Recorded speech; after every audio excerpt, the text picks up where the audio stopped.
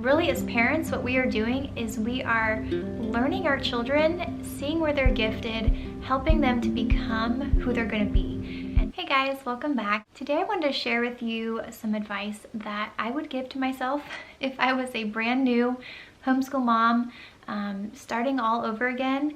These are some things that I would tell myself. And so I thought I would share them with you if you are considering homeschooling, or maybe you're just starting homeschooling this year. And I hope that these things will be an encouragement to you and hopefully get you off on the right foot as you start your homeschooling journey. So number one is something that I hear fairly often from homeschooling families, but it's so important to remember that you do not have to replicate traditional school in your home, but really sit down and think about what you want your homeschool to look like. I have made a couple different videos talking about how to start homeschooling. I will link them in the description box if you want to check them out. I talk a little bit about different homeschooling styles and approaches to homeschool, different learning styles and things like that. So definitely check that out if you want some ideas of how to go about setting up your homeschool. Number two is to definitely keep in mind that change is going to happen. Change is inevitable. Homeschool is just one continuous journey of getting used to something, and then it changes, and then you need to change here. You know, whether that be changing your homeschool approach, the way that you are presenting the material to your child, you know, change the curriculum that you're using to better cater to their learning style. Maybe you have a new child and you realize that you have to rework your entire routine throughout the day. And so just be flexible and allow for changes to happen, and it's okay if you need to scrap something and try something different. So definitely keep that in mind and be flexible when it comes to change. All right, number three is to keep in mind that you don't have to teach every single subject every single day. In those early elementary years, just focusing on the reading, writing, and math is foundational. The language arts, things like that are going to be like the core of your curriculum. And then, you know, history and science, you might only hit them, you know, 2 or 3 times a week. Keep in mind that you can spread out your learning throughout the week and even throughout the school year.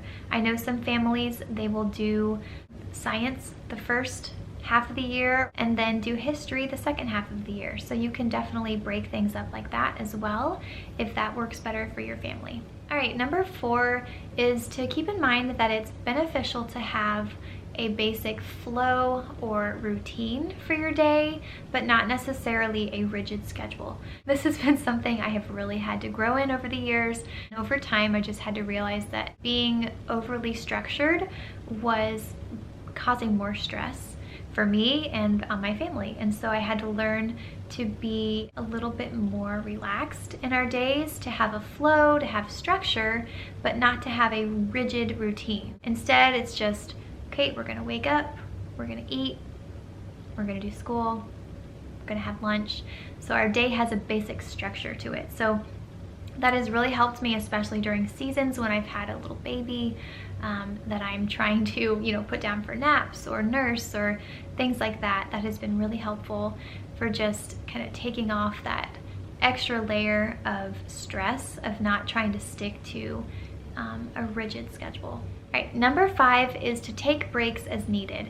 This applies in a couple different ways. It's nice to kind of break up your school day if your kids need to get some energy out, you know, go run laps outside or ride their bike or play outside for a bit. Another way I think about taking breaks as needed is when it comes to how you structure your school year. I know some families like to stick to a traditional school calendar year. You know, they start in the fall, they end in the early summer, that kind of thing. For our family, we homeschool year round, but the great thing about that is that we have a bit more flexibility throughout the year to take off time when it's convenient for our family. So just having that flexibility to take breaks when we want to and really structure our homeschool to fit our lifestyle. All right, number 6 is to remember to enjoy your kids. I think sometimes as an early homeschool mom, I was so focused on the teacher role that sometimes I would forget to just enjoy the moment. I think it's really important to kind of just step back and really focus on building those strong family relationships, especially on days if you have maybe a child who's having a struggle in an area and getting really frustrated. Just take a step back, take a little break, and read together, play a game together, go outside, do something with your kids that reminds them that you love them, that you care about them, that you're there to support them, and really just enjoy spending that time together. Number 7 is to keep in mind that whatever works for one family might not work for your family. And so this can apply to all different kinds of things, whether it comes to a specific curriculum, it comes to a specific approach to teaching or learning. I think it's great to go out there and try to pick different people's brains and find different resource ideas and things like that. But there's not a one-size-fits-all curriculum. There's not a one-size-fits-all approach to homeschooling. You have different strengths and weaknesses yourself, and then you have to factor in that you have different kids than every single family as well, and so your unique children are going to need different things in your homeschool. So number 8 would be to really embrace the freedom that you have as a homeschooler. I think it's really awesome that if we want to travel and my husband has vacation time, we can travel. We can take off for a week and take school stuff with us if we want to, and we can go places for field trips and learn about and see and feel and experience things that we're learning about in school, which is really fun. You also have the freedom to set your own schedule, your own hours. You can do homeschool in the morning, in the afternoon, or in the evening. You can do it whenever you want to. You have the freedom to make your own schedule. Another great thing that you have the freedom to do is to let your child work at their own pace. And so you might have one child that really excels in math, and they can just keep excelling at their own pace, and then you might have other kids who are struggling with reading or something like that, and you can go a bit slower and really take your time to master those skills. So I love that as well. I don't have to worry about my kids missing something because the material is being covered too quickly. I also don't have to worry about them being bored because they already know all this stuff and they're ready to move on to the next thing. It's really great that we can work at our own pace. Number 9 is to really let your child blossom and grow in the areas that they're interested. So if you have a child who loves horses, then get them horse riding lessons, let them read books about horses, let them draw horses, let them play with horse figurines. Like, you can go all in and do unit studies on things that your kids love. Really, as parents, what we are doing is we are learning our children, seeing where they're gifted, helping them to become who they're going to be. And so when we see that there's a gifting in a certain area or an interest, we can just go all in and help support them in that area and help them pursue something that they are going to do when they're older. And so really having that extra time to zero in on the areas that they are passionate about is so awesome, because it really gives them a lot more time to hone in on those skills and to grow in that area that they love. So I think that is really something that is a gift and great to keep in mind as well. All right, the next one that I wanted to mention is to have your goals or your reasons for homeschooling written out. I think it's really important, especially as the year progresses, you're going to find yourself maybe getting discouraged or burnt out. It's really important to have your why written down on paper or typed out so that you can look back on it and say, this is why I'm homeschooling. This is why it's important to me.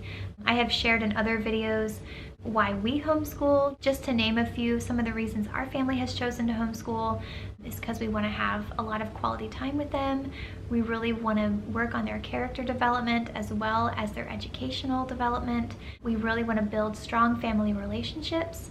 And we're also a military family, so we love the flexibility that it brings, not having to, start over every few years when our family moves. Those are just some of the reasons why our family homeschools, but I definitely recommend that you write them down, because on days when you're discouraged or asking yourself, why am I doing this? It's important to be able to have those to just remember why you're homeschooling.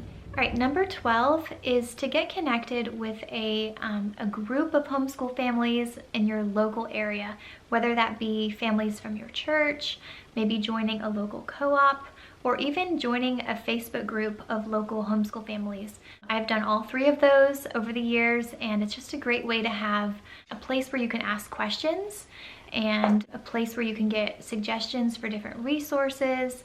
It's a great way to put together a field trip group and just have that community support, and also gives your kids opportunities to make friends with other homeschooling families. So definitely, if you are new to homeschooling, I would recommend that you get plugged in to some kind of support group. All right, number 13 is don't compare your homeschool to someone else's homeschool. Don't fall into that comparison trap. Again, like I said earlier, remember that your family is unique, your children are unique, you are different. You don't have to do what someone else is doing just because they're doing it. Focus on you being authentic and being yourself, and just creating an environment that works for your family. All right, number 14 is to learn through play whenever you're able to. Recently, I shared a video all about different educational games that we have in our family, ones that have to do with math and reading and geography, things like that have really been something that we have enjoyed. We actually only homeschool Monday through Thursday, and Friday is kind of our fun Friday. We play games together. So I definitely recommend trying to find ways where you can learn with your kids through play and different board games and card games and things like that, because it makes it more fun and interactive. All right, my last bit of advice is to remember that not only are you shaping your kids' education and knowledge and things like that, but you are shaping their character. I think that's something that's really important to keep in mind, especially on days where you might be struggling with frustration and things like that, is to really remember that you need to lead by example. And if you are frustrated or short-tempered with the kids, it's not going to be a good experience. I know I definitely don't want my frustrations to damage my relationship with my kids. And so if you're finding yourself feeling that way, just take a step back, take a mommy time out, and kind of refocus. So that's definitely something that I need to remind myself regularly. Well, that's everything I had to share with you guys today. I hope that you found this encouraging. I know as a first-time homeschooling parent, it can feel overwhelming and a little bit intimidating, but I hope that some of these things will be helpful to you as you start your homeschooling journey. I will link all my different homeschool videos in the description box if you want to check them out. And thank you as always for watching. Hope you guys are doing well. Have a great day. Bye.